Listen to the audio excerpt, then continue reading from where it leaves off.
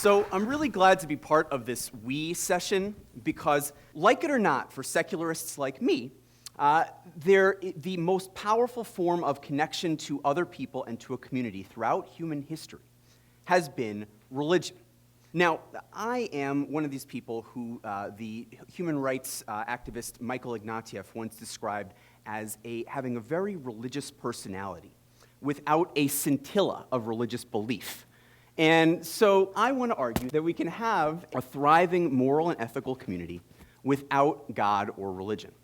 But in order to show you how and why, let me tell you a little bit about my story.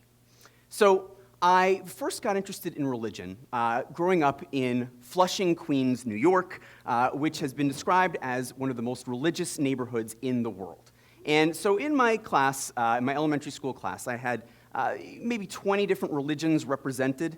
And so we got a chance to experience each other's congregations and holidays and even funerals. And I really saw the beauty that is religious community. But we never talked about belief because, maybe we had this instinctive sense that if one of those religions was absolutely true, then the rest of them had to be, anyway. I had a Reform bar mitzvah, but that only kind of confused and a little bit annoyed me. I mean, all these secularish Jews standing around, Baruch atah Adonai Eloheinu, are we done yet, right? You can say, well, blessed are you, O Lord our God, ruler of the universe, but you'd think that if we were really talking to the ruler of the entire universe, we'd stand up and salute a little straighter, right? That was my thought, and so, that just wasn't working for me. But in college, my interests deepened a little bit, and my father died when I was 18 after a long struggle with cancer.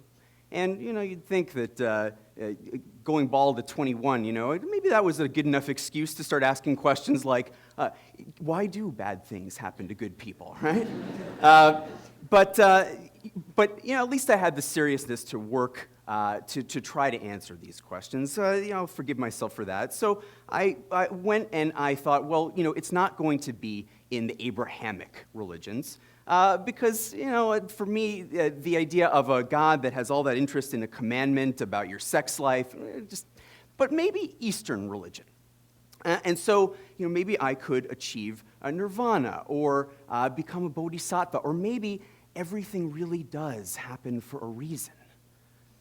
Well, I was willing to study Chinese for several years in order to figure out the answers. But, when I finally got to Asia and experienced this in person, I realized that the Buddhists and the Taoists that I was meeting were no more enlightened than the Reformed Jews from Flushing.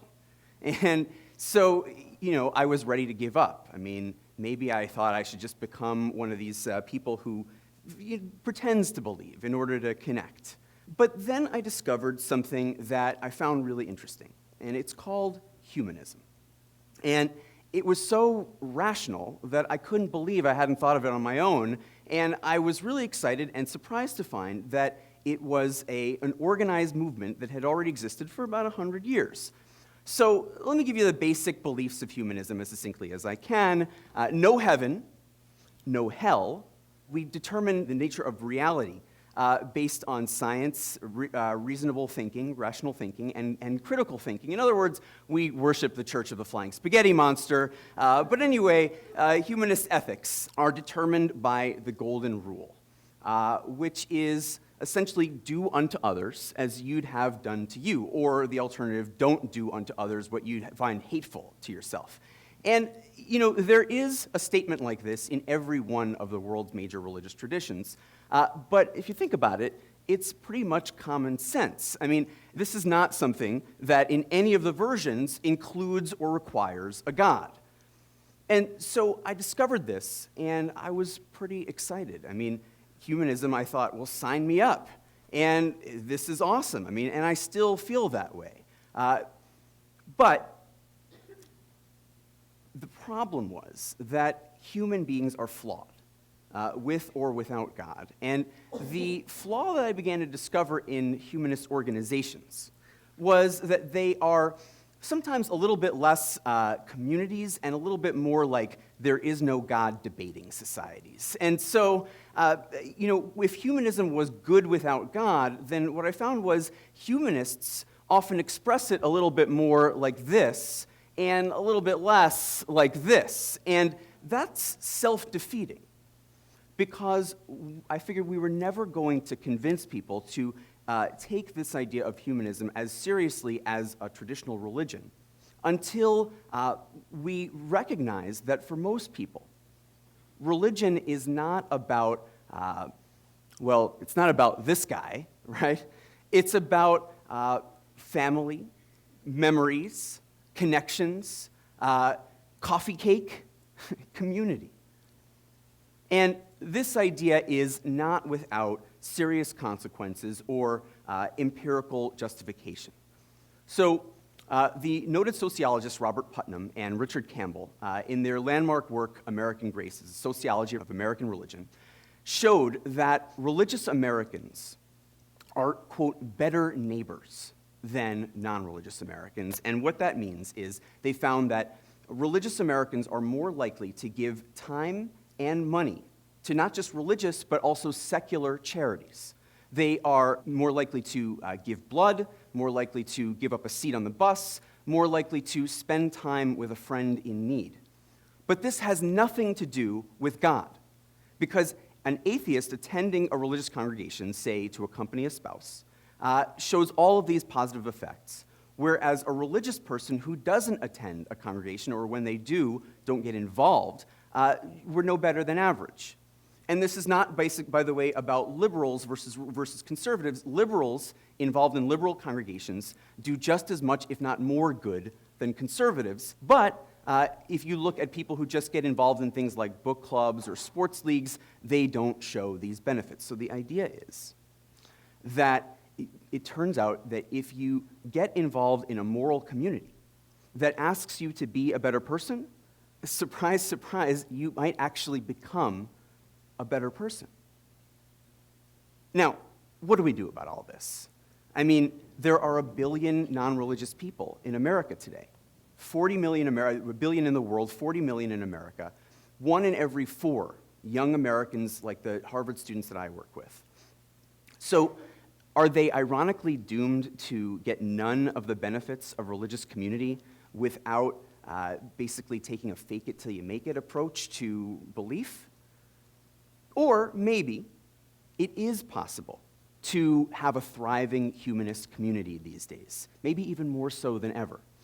When I was studying humanism, I found out that there was a tiny humanist chaplaincy at Harvard, privately funded, and I thought, well, this little thing is interesting because humanism is so underappreciated and Harvard is so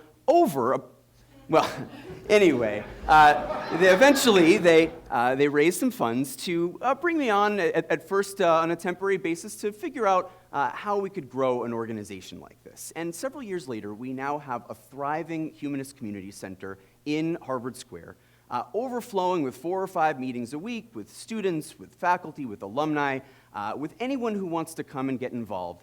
And what we do is we discuss, we debate, we meditate, we make food, music, and art. We help one another, we help society, and we hear each other's stories. So it's a community. Of course, there's so much more to learn about this, though. And so we've decided to turn the organization into a laboratory for the study of the development of humanist community. We're calling it the Humanist Community Project, and I'll give you a quick sense of what we're going to do. Let's say you maybe want to get married, you want a meaningful ceremony without religion. What do? Well, you might ask, well, how do I combine things like race, culture, gender? Well, there are thousands of humanist ceremonies like this around the world every year. Or let's say you've got a family, or when you do, you might want a place for your kids in an organized way, to learn what it can mean to be a moral, ethical person without God.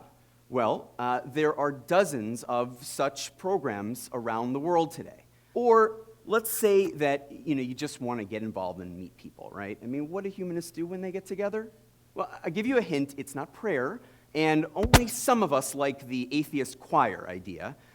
So More often than not, these days, it's service. There are wonderful service programs helping the needy around the world in the name of humanism. I mean, don't get me wrong, we do just get together for brunch sometimes. But the point is that there's never been a program anywhere in the world to link together all of these different kinds of programs and study how they can thrive even more together. And so, that's the idea. Over the next few years, we're going to create this laboratory. We're going to put out a website that'll launch soon, a book, a conference, that sort of thing. So maybe if you are non-religious, you've now discovered your community. But the point to keep in mind is, for humanists, it's not enough to not believe. Humanism is about action. And so, as humanists, we will thrive when we are known not for what we disagree with, but what we do in defense of and in affirmation of our values. So let's go out and make a difference. Thanks.